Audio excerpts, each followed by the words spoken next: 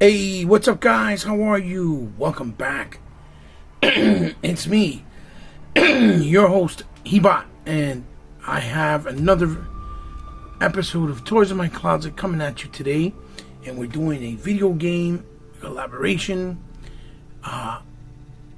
figure review, basically. This is the McFarlane Toys Gold Label Warhammer 4000, which is 4K. And as you can see, I took them out of packaging beforehand because I wanted to try out and test out the figures. I hope you guys are all doing well, and I hope you guys are in good health. This basically is from a video game that I goes back for a very long time in the PC space and things of that nature. But as you guys know, there's been other titles created through the years that are available, like smaller arcade style games in the arcade marketplace, and also a 360 venture that they did in an RTS. And the 360 version, which is called Space Marine, is actually getting a sequel this time, and I believe it comes out sometime either this year or next year, from Saber Interactive, and it looks absolutely stunning. We saw the reveal we saw the reveal when they showed it in E3. So let's take a quick look at the game, at the figure out of packaging. But before we do that, let's take a look at this packaging itself, because this is the traditional style packaging that McFarlane offers with the Warhammer series. And as you can see, it says Gold Label right on the top. It says McFarlane Toys right there, ages 12 and up, meaning that it's a collectible piece that's suitable for children or collectors the ages 12 and up. This is Warhammer there. Then on the side, it has a very, very beautiful picture, and obviously the picture and the and promotional shot of the figure itself. You see that he's called the Blood Angel Primaries Lieutenant. And here is in the back another promotional shot of the figure in all of his glory, with all the accessories and other figures that you see here that are in this wave. And as you can see, they have also all fully unpainted figures that are considered artist proof, so that people that are actually good painters can customize it the way they want to. And then in this side, we have another piece of the existing art that crawls to the back. Now, this is the same packaging that's been going on since they came out with this line, and this McFarlane has this license. So for those of you that are, still mint on card collector and want to keep it in the packaging, you won't be disappointed, because he continues to bring it out in the same style and aesthetic, which is great. So now let's take a quick look at the figure itself and do a quick, smooth transition. So sit back and relax and have yourself a digital drink. And I hope you stay with me for the rest of this video review and unboxing to see what the figure has to offer and my thoughts on the figure. And here we go, guys. Here he is. Here is the Blood Angel Primaris Lieutenant. And obviously, this figure is not going to be indicative of what he actually looks like in person in real life, because they really stand out really well. So let's take a closer look. And as you guys can see, I'm trying to record this video, and hopefully it'll come off like that when you see it when it's uploaded, in 4K and in 60 frames per second. 60 frames per second gives you that lovely novella style look on the video image. So we'll start off with the head, and you can see that it looks absolutely stunning. Nice, beautiful pearlescent kind of neon eyes with the pearl in the front of the helmet. Some nice style, silver painting, like gun silver or gunmetal, that you see there on each side for the apparition, or that actually lets him breathe, with the nice details in the front of the mask. And if you see, he has an actual Caesar style crown. Now, I don't know if the crown is supposed to be painted another color, or if it's supposed to match the color of that gold. It has a gold marbleized look, but it's to make it look like kind of shiny, or give it like a glossy look, or metallic look, almost like a gold metallic. And it looks really well. It looks really good. It actually looks more metallic, to be honest, on the video than it does in person. And then you have his shoulder pauldron right here, which is a separate piece. And you see that he has the shield marking with an eye drop. And then look at the sculpting on that beautiful pauldron in gold with the nice eagle look, and the crown in the bottom crest with the teardrop again. And you come up his arm, as you can see, in his forearm guard, you see that he has a nice cross, the skull nicely detailed, and it goes all the way around. This looks almost like a marbleized plastic. And then in the other side of the shoulder fold, you see he has a nice line work in yellow and red, and it looks almost orangey, to be honest. Then he has the nice symbol here on his chest, which is like a hawk or a wing with the teardrop in a nice beautiful matte black, coming down to his torso and crotch area with a nice red lining with the red matte. And then you see the internal lining and details of the actual suit, I guess, that protects him underneath. And you see some of it here kind of peeking out in the elbow area. These are the two pads on the side, which you see there. It's very nice as well. You got a nice teardrop with a skull with a teardrop on the top. You get nice details there in the belt, and really nice details all around on his thighs, his kneecaps, his the protection of the heel, or the front of the heel of the knee. And you see he has the symbol there with the white, with scratches and details everywhere as well, and in the other kneecap as well. And you see he has like kind of a sun kind of detail painted on. And then on his other side of the shin guard, you see there he has another hawk with the teardrop coming down, and the details of the boots. You see his boots are very wide and kind of robotic and cybernetic, and on the side and in the back you see all the details as well. And the belt, you see the two pouches there in black, and so forth and so forth. Now, these are $20 figures, ladies and gentlemen. We have to keep that in mind. First and foremost, the gold label for McFarlane is supposed to be an indication of his chase variants, basically, and they're not as mass produced as the other regular figures that he does within waves. But also, when he does chases, the other thing that we have to keep in mind is that he puts a lot of special attention to these chase variants, which are considered the gold label.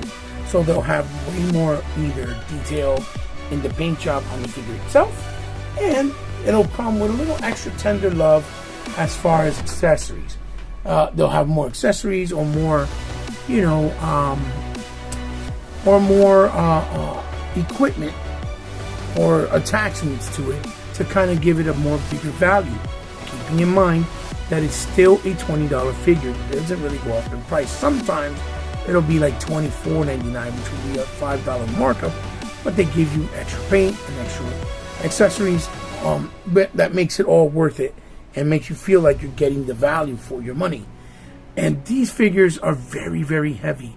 They have a lot of weight to them. And I know there's a lot of people fandoming out there over the Joy Toys, which is understandable. Beautiful figures, much smaller in scale, but beautiful nonetheless. Way more detailed, way more probably intricate articulations. But those figures all go for the price range of either 70 to 150 if you're buying a box set, even though it does come with 4 for some of the box sets. So I think it kind of really sets itself, but if you buy them separate, it's supposed to really be between 35 and 40 bucks. I still think what McFarlane is doing here for the price point is pretty fair. And I think it's a big bang for your buck, in my personal opinion. So now let's take a quick look at the accessories that this particular Warhammer Blood Angel, figure comes with. And here we are. Now you notice I still have the figure in the background, but I put it where you can't really see him, because the problem becomes that it won't focus on the actual accessories, and it'll keep trying to focus on the figure. So let's get it started. First and foremost, the figure comes with this beautiful crown-like adaptation that goes on and attached to the backpack itself that he wears, because this is supposed to be, kind of an indication that he is of a higher rank. This particular Warhammer, and it looks really beautiful. You see that it's like in that matte gold plastic, and then you see the skulls. It's kind of like one of those old school style champagne cups that are made out of gold, like the ones we use in the Mass in the Catholic Church to drink, the body of Christ, so to speak. Kind of looks like that, like a chalice almost. So that's one of the accessories. And the gun accessory it comes with this particular Warhammer is the pistol, and it looks absolutely gorgeous, as you can see. That gunmetal silver, kind of like almost like a chalk metal, or it's a little darker. It's not silver, and then you see the matte black and the teal right on the top, which I think it's supposed to be an indicator of like a light that's turning on, but to give you the illusion, but it's not a light. And then you see the clip here where it spins with the bullets in the chamber. It's also in that same silver, charcoal silver. It'd be nice if they had like holes so you could put translucent effects, but it doesn't, unfortunately. Now, he comes with this backpack, which is for them to be able to boost themselves up. They kind of like boost in the air to glide. It is much thinner than the ones from the previous figures, which is cool, but it looks really nice detail, but kind of plain. It's just in the matte red. Maybe this is something that you can weather, put like a nice dry brush in black and some silvers to give it make it look like it's been through battle or war torn at least. But it's still nice and nicely detailed. And then, last but certainly not least, we have the Warhammer sword, and it's pretty big. It looks smaller probably on camera, but it really is big. You see the nice detail in silver, painted with the gold, which is supposed to be the hawk on the actual mane, right? And you see there, really nice detail with the holster where you hold it, the hilt where you hold it, right, with the blacks and the gold. And then I forget what the bottom part is that what they call it, where they used to hit people over the head in the medieval times and the times of the knights and stuff. It was actually a part to use as a weapon to defend themselves as well. So it's really, really nice. And the first thing you notice, again, like I said, is that this particular figure brings not only one accessory or two, but it brings 4, which is kind of not common with the regular releases, unless, like I said, it's something like Gold Label, because it also brings, obviously, the traditional, which I forgot to pull it out, but let me pull it out real quick, just so you guys can see it, in case you haven't seen it before. But it also brings a nice little display stand, which is not really the best looking one, but it's a nice that he puts it in, because it has the label for Warhammer 4000, just nice plain and black and silver with a little peg. But it's nice that he includes it, because a lot of times figures on your shelf don't stand or tend to fall, and getting stands to accommodate these figures is actually something that can become pretty pricey, to be honest. But this is something simple, gets the job done. It's not too intrusive, because if you notice, it's not that big of a stand, and it doesn't take space till the other figures fit comfortably on the shelf. So it's at least a nice touch, in my personal opinion. I think so. So now let's take a look at the articulation. So we'll start here with the head, and if you notice, the head can go left, it can go right. Then it has a little piece inside which is separate, which allows you to bring the head down like so that you can make him look down. And he did it with a little clever engineering. And then a piece that goes up, but when you look at it from the front, it has that little gap there. But it's still, it still works really well.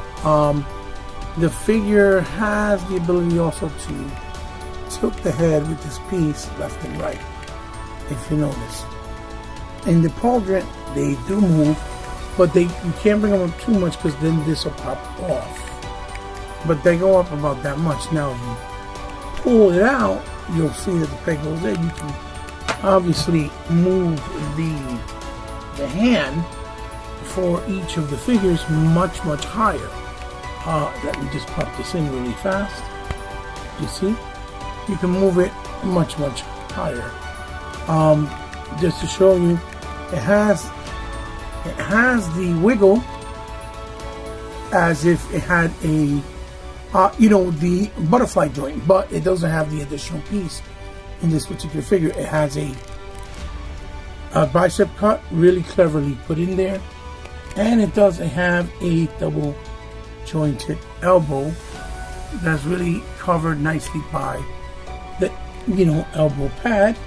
And then of course in the hand, it has the ball peg that one goes down and goes up, because it's a trigger hand and a hand for the sword.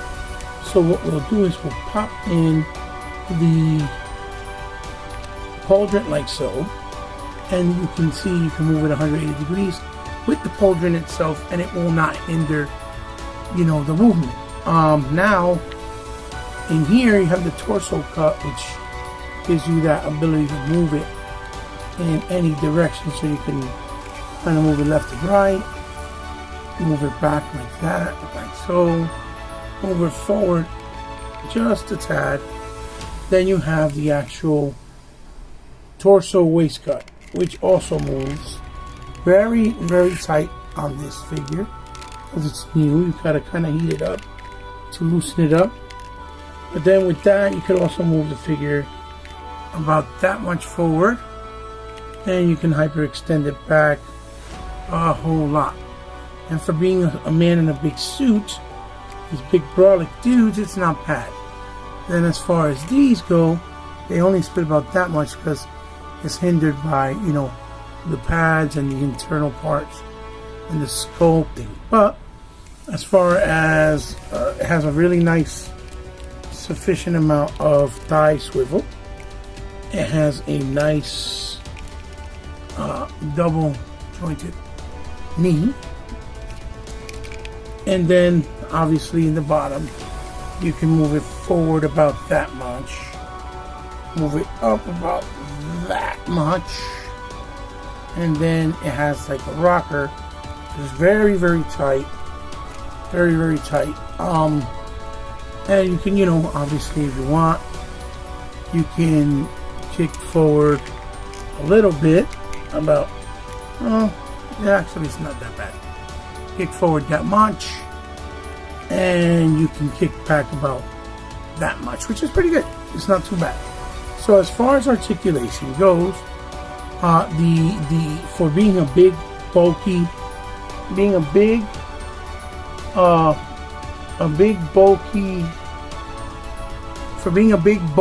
figure, which is a man in armor, right? As far as that goes, it's still very good. So Now let's bring in some of his weapons to see how they look on him and how you attach them. So we'll take the figure, pan back a little bit again, like so, and we'll put on the accessories.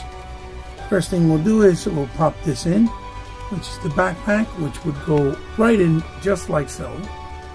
Then you'll grab the sword, and we're going to attach it to the hand that is more closed. It's a little bit hard at first, but again, you can heat it up because the plastic he uses is usually very, very strong.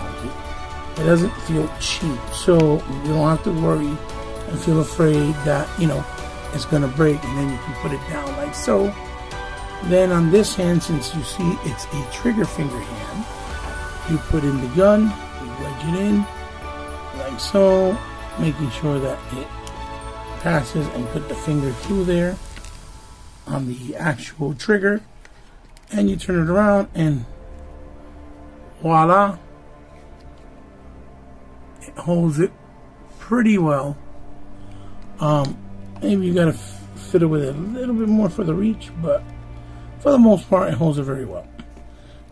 And then of course, last but not least, we're going to put this crown piece on his backpack the way it belongs. I think it's that way, right? Let's see, it might be this way. And there you have the crown piece on, and there you have the warhammer with his accessories fully decked out. As you can see, he's fully decked out. So we'll bring this down a little bit like so, and just down just a tad, and let's zoom in on him.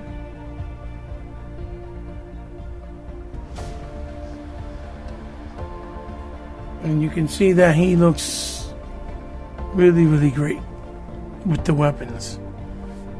And you can pose them, you know, to your liking without worrying about any difficulties, any difficulties of it not being posable, you know, to your liking. So there he goes. He looks pretty awesome.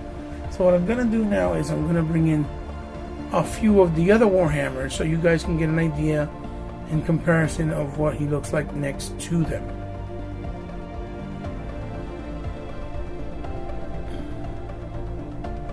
And here you have all the Warhammers that I have in my possessions thus far. There's one more too that I have, which is the female version. I'm trying to fit her in the frame, but it's kind of hard because they're so big and bulky and take so much space. But I'm gonna try to put her right around here, maybe next to, I don't know, maybe you can see that. But oh my god, her gun, there it is. Her gun, which is the female version of Warhammer, and this is what I have so far.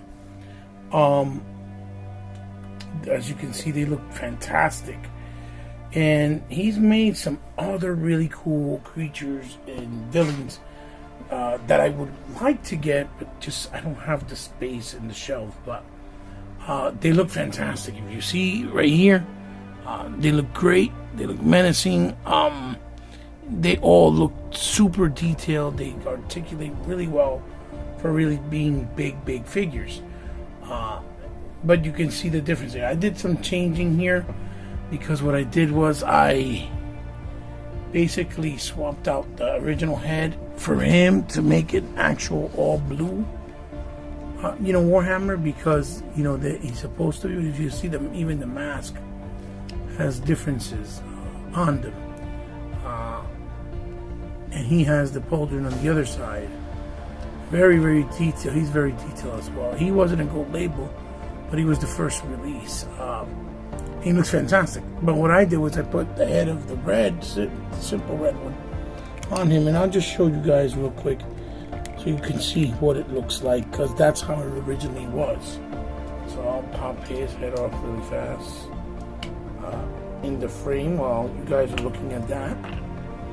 Let me put this on, and then I have to kind of move this guy here really fast so you guys can see. I'm gonna move his head, and this is kind of scary because the heads on these particularly are on smaller pegs. Like the head pegs are pretty small for these guys. So I'll just swap out the actual head that was supposed to. So in this case, as you'll see with this guy, this is how it came with the blue mask. So he's supposed to have that mask like so, right there. Turn it around like so, and then the blue warhammer,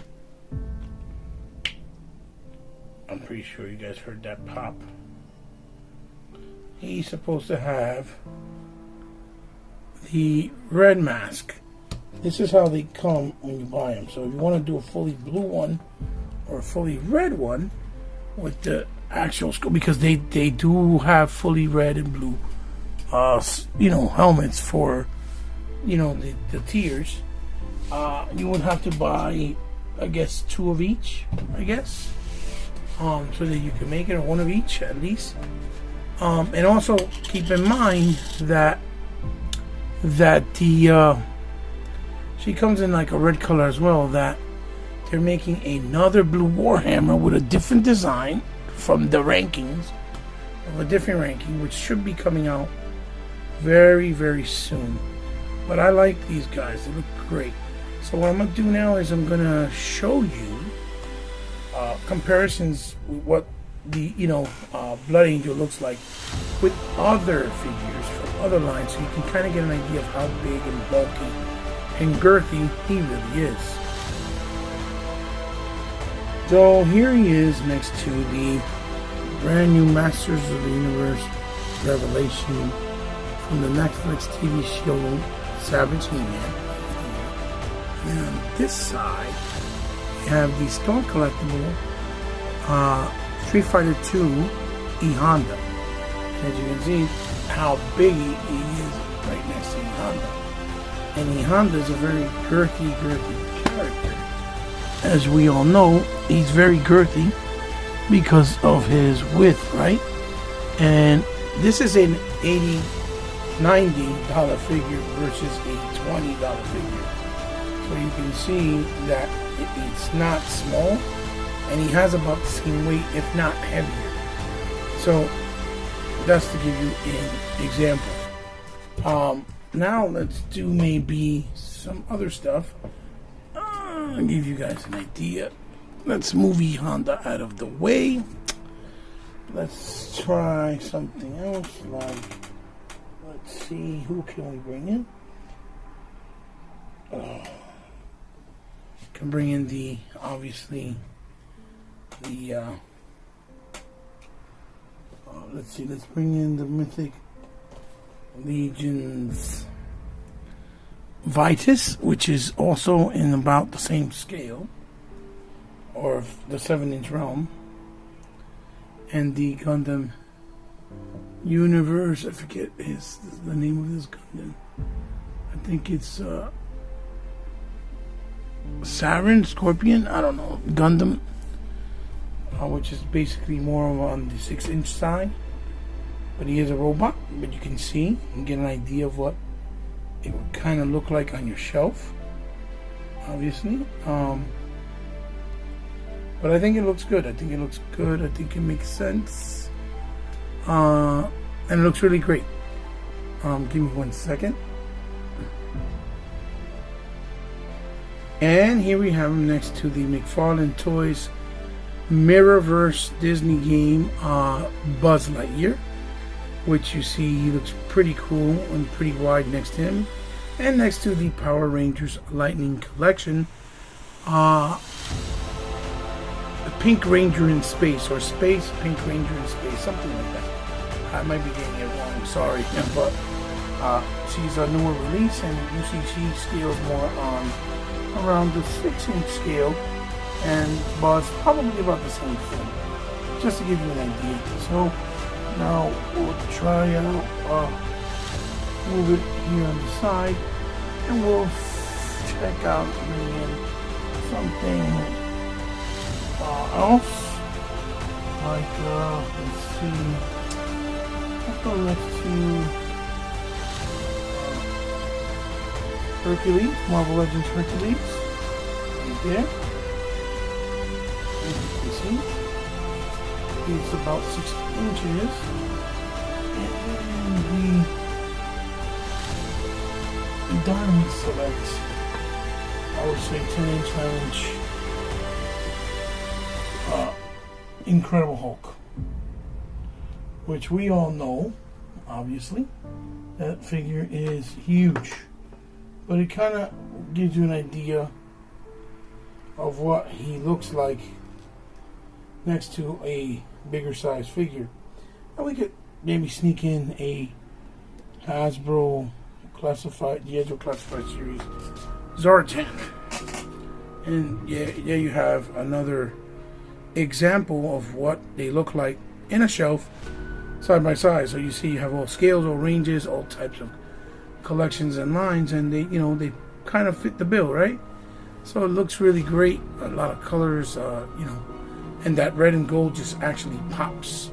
So now I'm gonna go to the end of the review, give you my final thoughts and what I think, if he's worth adding or not adding to your collection.